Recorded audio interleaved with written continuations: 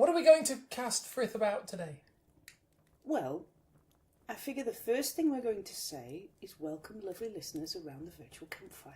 Would you like to say that then? Welcome lovely listeners around the virtual campfire!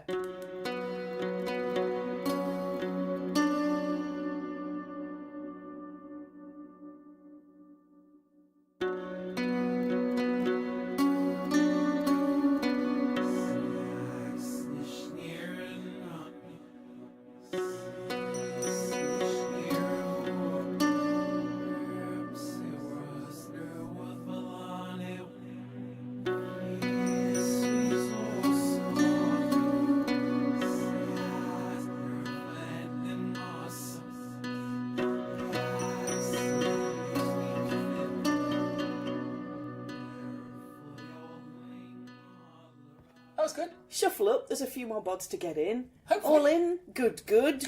Are you sitting comfortably? Then we'll begin. No, George. Don't do that. That's her hair.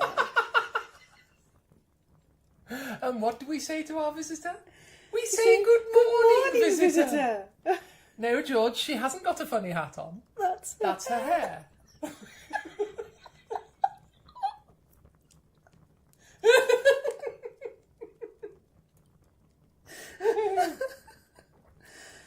I know I was remembering Giggleswick.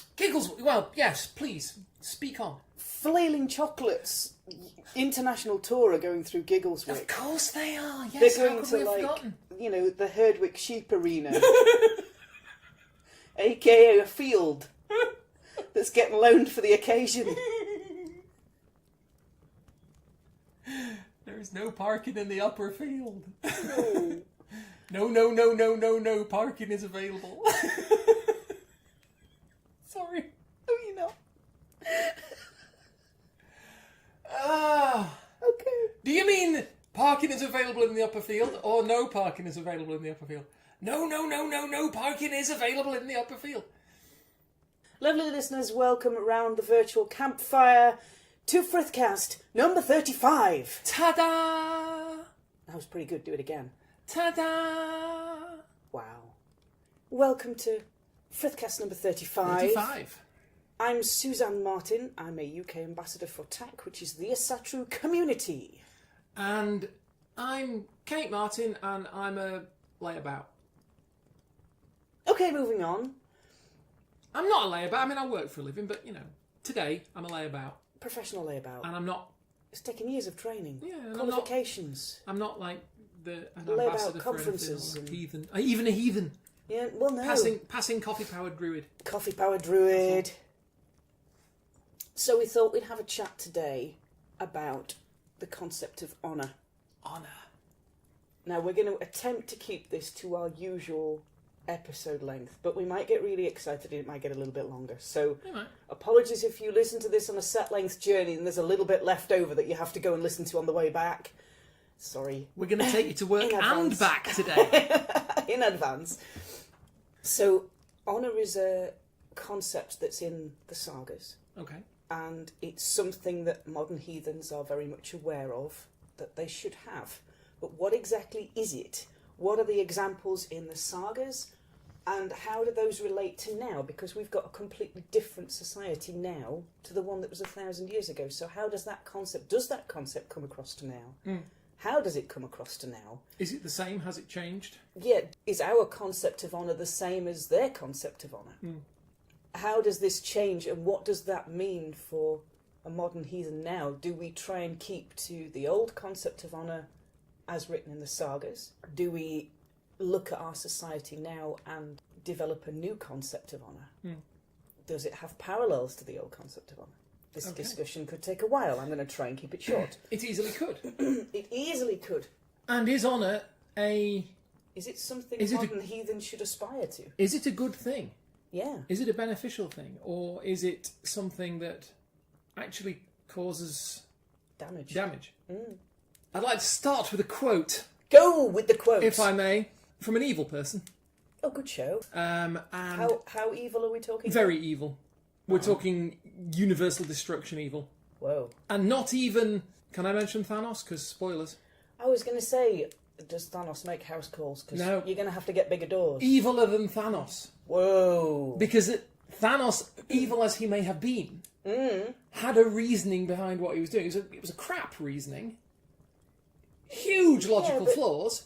Yeah. But he still had a motivation for what he was doing.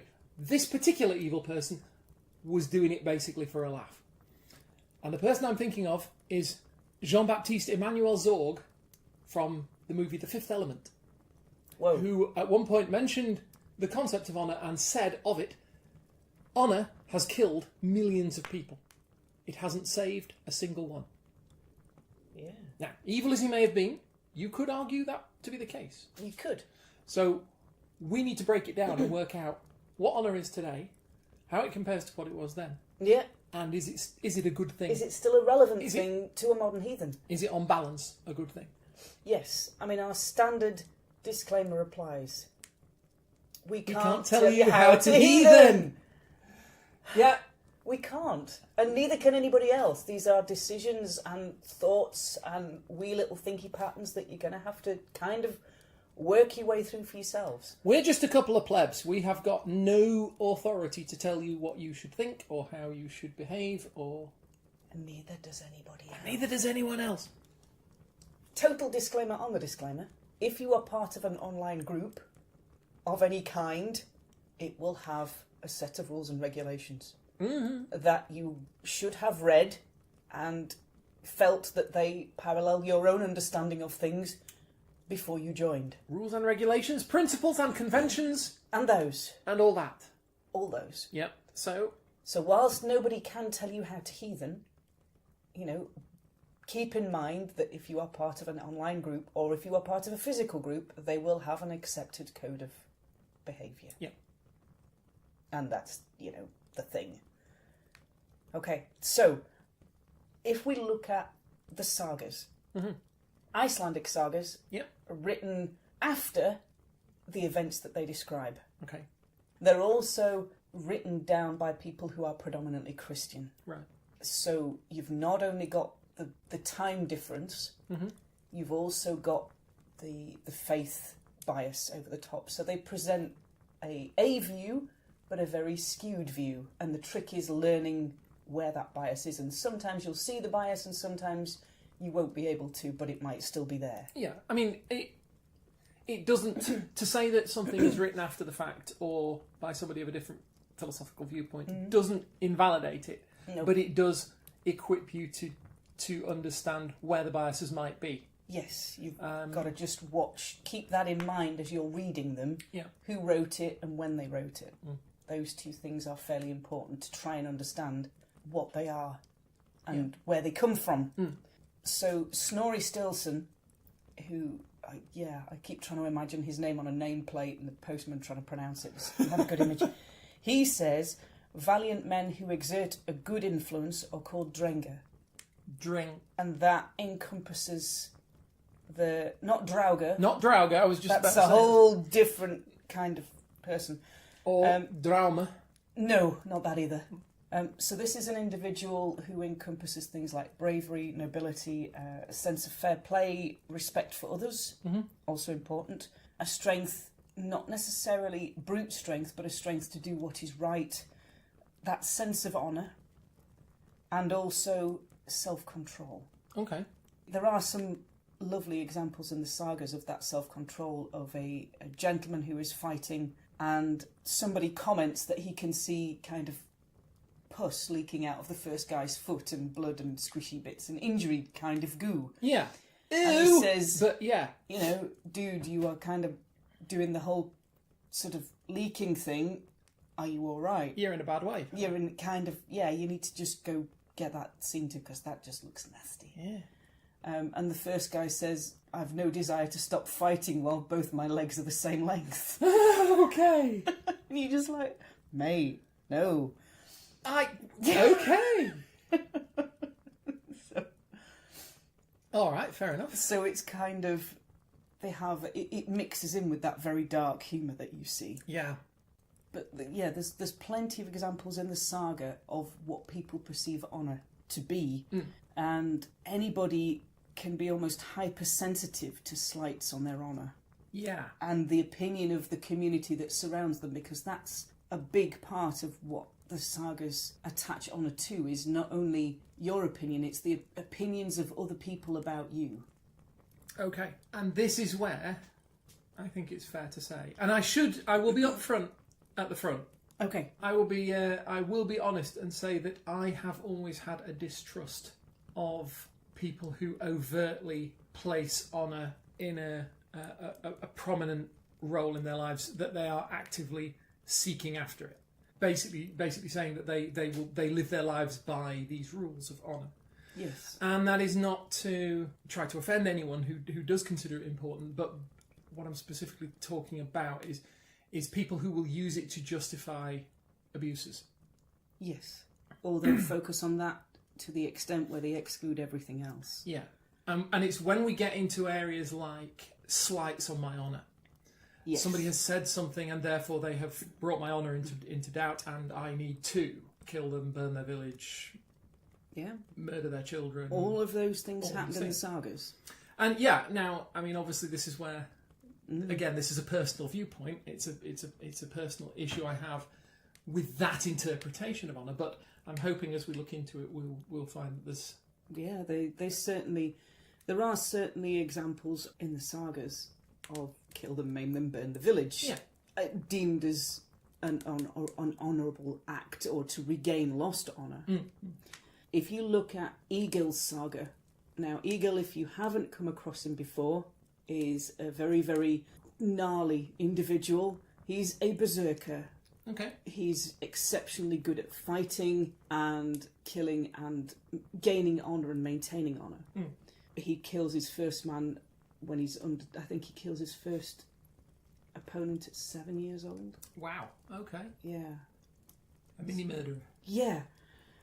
He's very grumpy, very angry, very gnarly, and he also writes some of the most awesome poetry ever. He's okay, fair enough. A very, very grumpy, poetic berserker. He's quite a character. Yeah. If you look at his saga, Egil's saga, you gain honour in that saga by going on raids. Yeah. You go and you fight in battles. Yeah.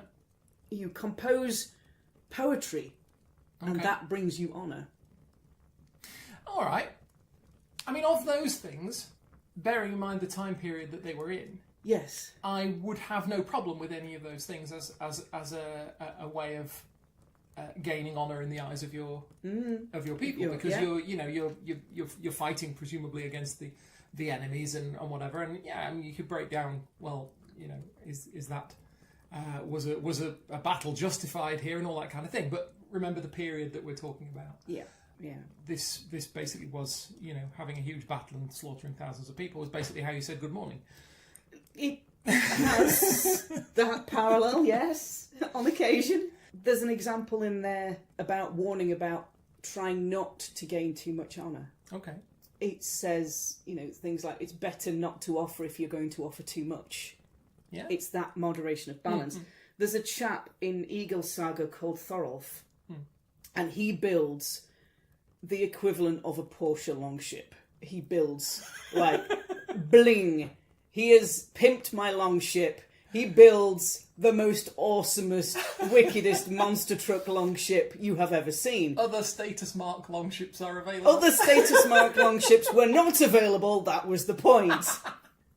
Now, the king kind of happens on by and says, that's a pretty bling ship. And Thorolf is like, yes it is. Why, nice, thank you very much. I put my sunglasses on and go, ka-ching! Indeed. And the king kind of looks at it and goes, it's better than mine. And Thorolf goes, uh-oh. Oh, poot. Big problem. Might have thought ahead on that one, really. Might have, dialed back the bling a little bit, because you've now made your superior have less honour than you have gained by building this mighty big ship. Let me guess. Hang on. I'm gonna right. Go for it. Thorolf, right? Yeah. You're the king, right? Here's how you deal with it. You go, well, it's funny you should say that, Your Majesty, because in actual fact, I have built this ship for you. Do you know that's exactly what he did? Yeah? Yeah. Good man. Thorolf figured that not only his honour was on the line, but also his neck, and graciously gave this monster truck blinged up Longship to the king, who went, "Why, thank you very much, I'll take that." Yeah. Tar muchly. Can I have your old one, you Madge? Yeah, no. No? Oh, okay.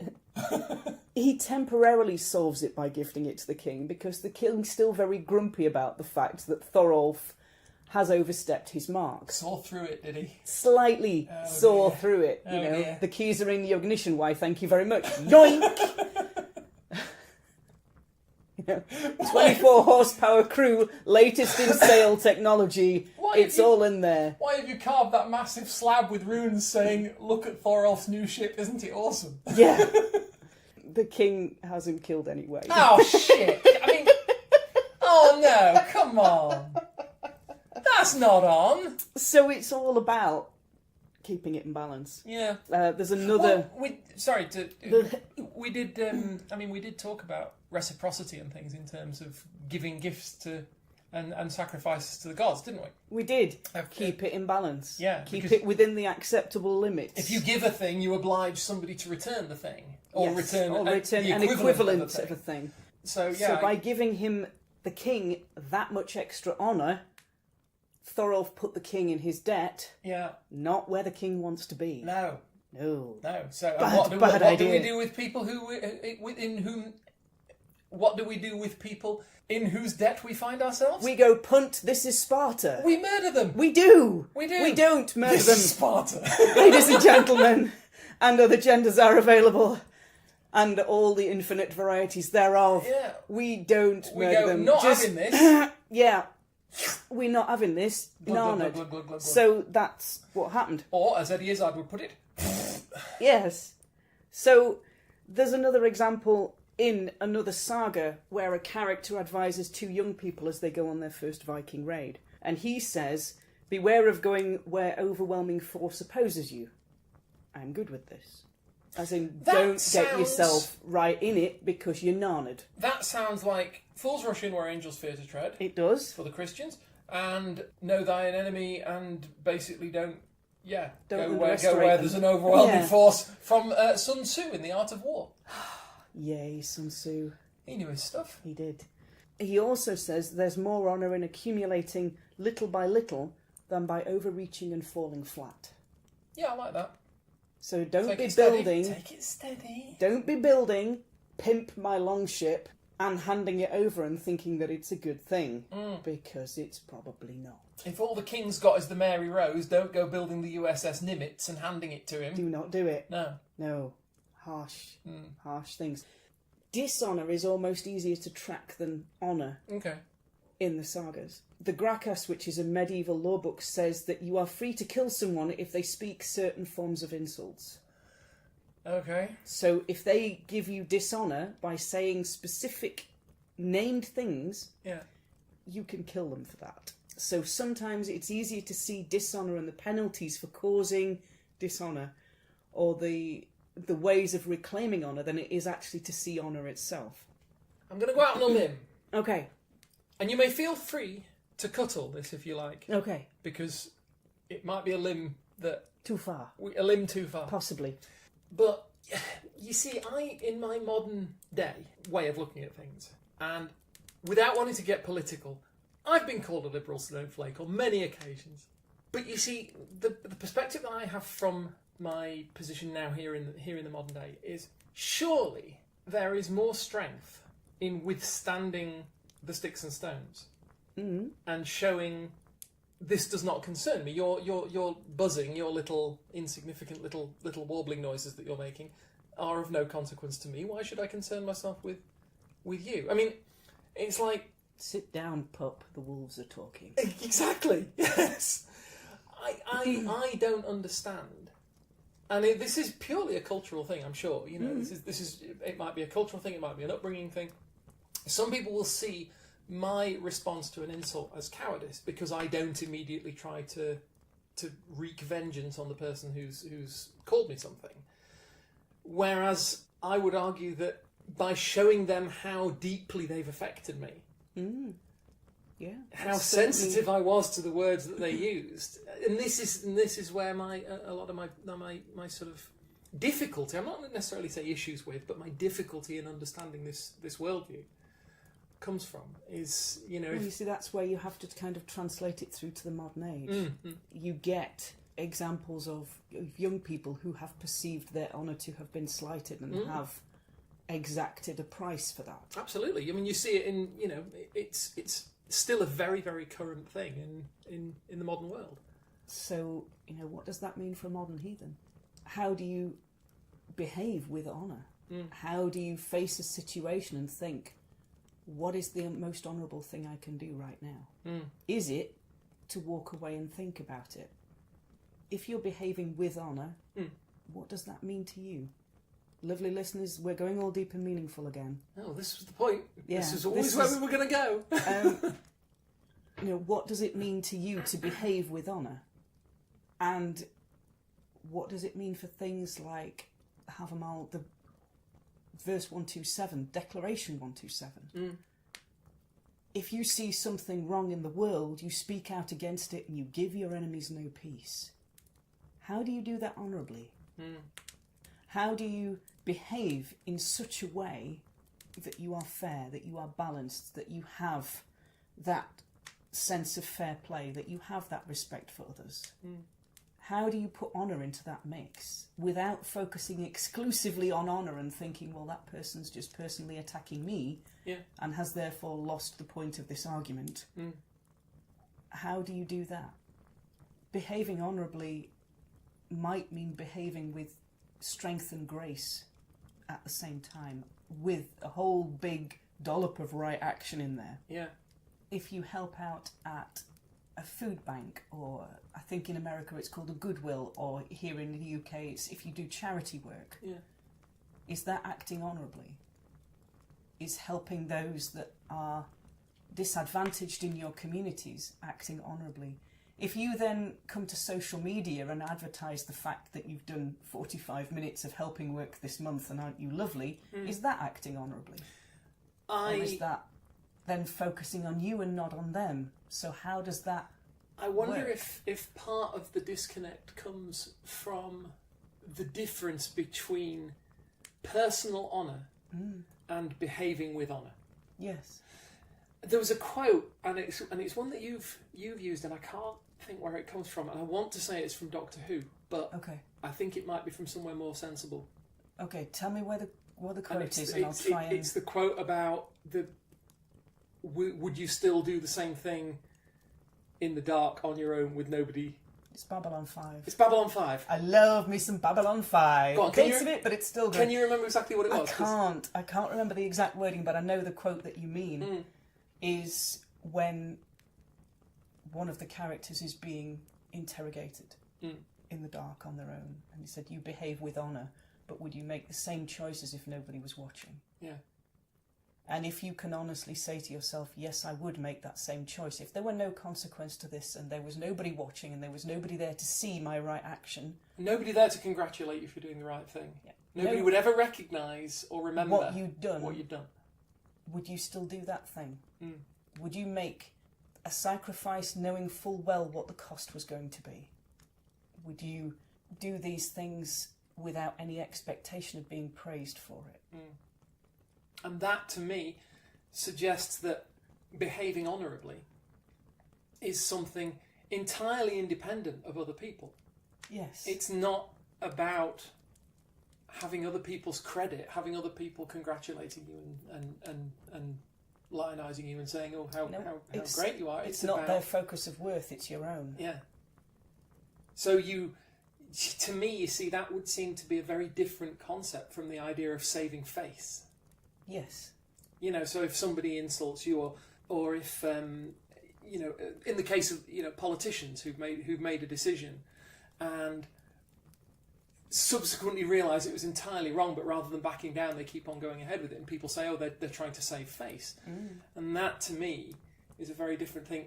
Is it not more honourable to do the right thing at the cost of your reputation, or even more, at the cost of your life, perhaps, to do the right thing despite that? That would seem to me to be a more valid concept of honour than then you they have dissed me and therefore I must you go have do dissed me, something. and exactly. Yes. Yeah. It's quite a strange thing, and it's something I'm still thinking about. It's something I'm still digging into, what this means to me personally. So, lovely listeners, we figured we'd give you some examples from the sagas. Okay. Let you have an understanding of how they saw them back then, even though the sagas are that distorted view. Yeah, yeah. And what it means here and now. Have a think about what it means to you personally. And remember that we can't tell you how to heathen. No. It's kind of a requirement for listening to the podcast is that we cannot tell you how to heathen.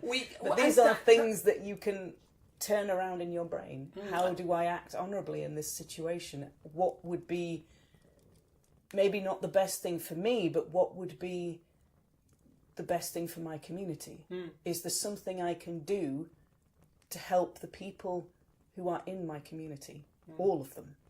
And it's not just kind of the person that lives next to me on one side, but also... But everybody, even the people that you don't like, and the people you don't agree with, and whatever, what are you doing that will... And I think that's probably... It's worth throwing in a little disclaimer from me, because, I mean, I'm making out that, you know, there's this kind of honour that's good, and there's this kind of honour that's bad, and I'm not necessarily saying that, you know, by striving to save face and make yourself look good, and you see, even that's a very sort of emotive way of putting it. But what I'm saying is, even concentrating on your own reputation, let's say, doesn't necessarily preclude you from doing the right thing by others or by your society or what have you. You know, I'm being very simplistic about it for the sake of the discussion. Yeah, but the value of honour in your own life is subjective. Yeah. And the value that your community, the people who live around you, your wider community, your village, your town, your state, your county, your country, places on honour is also subjective. So where is it focused? Yeah. How does it interact with other people's concepts of similar things? It's a knotty one. It is. And I'm still kind of digging through it for myself. The learning doesn't stop. The self-reflection doesn't stop. It's just a constant understanding of where does this piece fit in my understanding of things. I have an unfortunate tendency to see things in a very kind of monochromatic way. I will tend to pick up on something and sort of fairly quickly make a judgment as to whether that's a good thing or a bad thing. Is it morally right or morally wrong? And sometimes I have to kind of just put the brakes on and go, whoa, hang on. Let's step back. Let's look at it in a little bit. And this is certainly helping me with this concept, because, you know, until fairly recently, I probably would have listened to people talking about honour and gone, you know, that's nonsense. And it's a lot more subtle. It's a lot more subtle and a lot more complex. And again, it's another one of many, many lessons that I've had to learn on just how much grey there is out there. There is a whole lot of good kind of grey. Yeah. And, you know, you say to somebody, what does honour mean to you? And it's a very, very personal answer that you'll get back. And for me, it depends. It depends on my situation. It depends on a whole lot of different things. And it's probably a good place to just kind of stop it there before we get way deep, kind of philosophically yom with this stuff. Yom? Yeah, it's a technical term. I've just made it up. We're going to drop you some links in the show description like we usually do. Yeah. Thank you for sitting with us, lovely listeners, round the virtual campfire. We will talk to you all next time. We will, and we've been more than interested in to hear about your thoughts on this one, because it is, you know, as we are, you know, always interested in your thoughts what you're thinking on whatever we're talking about. But yeah, with this one, I think it is one of those things that needs to be prodded and poked, but ultimately is in a healthy way. In a healthy way, but ultimately, I think the more we go over it and the more viewpoints we get, I think the better we'll all understand. Yeah, the more nuanced it ends up. The discussion ends up becoming. Yeah. So, we'll wrap it up there for today. Okie dokie. If you would like to find me online, my name's Suzanne Martin. I'm an ambassador for TAC. You can find me on Facebook under Suzanne Martin. You can find me on Twitter at Suzanne TAC, which is TAC. Indeed, and should you, for whatever reason, have absolutely nothing better to do with your time and want to find me, Yay! you can... I do. You're biased. I know, But as long as I understand the bias...